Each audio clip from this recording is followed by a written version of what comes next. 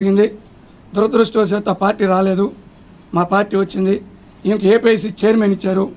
ఆ భూముల్ని ఈయన కమిషన్లకు కక్కుర్తిపడి టీటీడీ వాళ్ళకి దారాదత్తం చేసింది. టీటీడీ వాళ్ళకి ఇస్తే మాకేం లాభం ఉంది? ఏమైనా ఇండస్ట్రీ వచ్చి ఉంటే నేషనల్ హైవేకి ఆనుకోండి భూములు అవి. అట్లా కొద్దిగా నష్టం చేసింది. దాంట్లో మేము నిలదీసాం.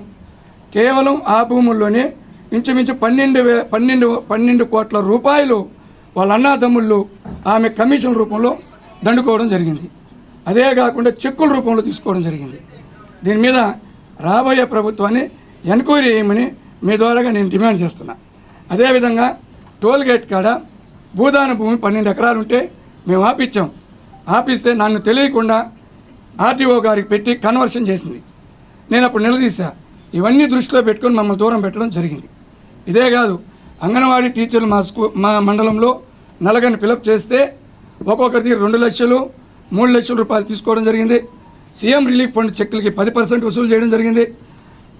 సబ్ స్టేషన్లో షిఫ్ట్ ఆపరేటర్ పోస్టులకు కూడా 5 లక్షల నుంచి 7 లక్షల రూపాయలు వసూలు చేయడం జరిగింది.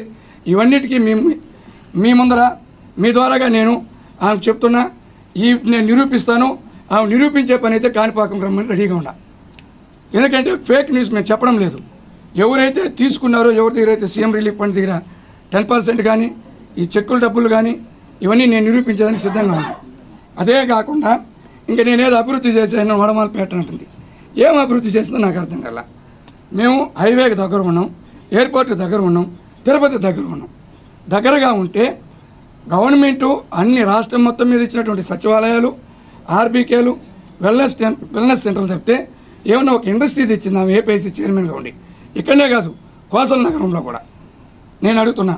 ఇంకోటి ఏమంటే అట్లీస్ట్ కంప్యూటర్ ఆపరేటర్ పోస్టులు కూడా డబ్బులు తీసుకున్నారండి వాళ్ళ అన్నలో. ఈ మాదిరిగా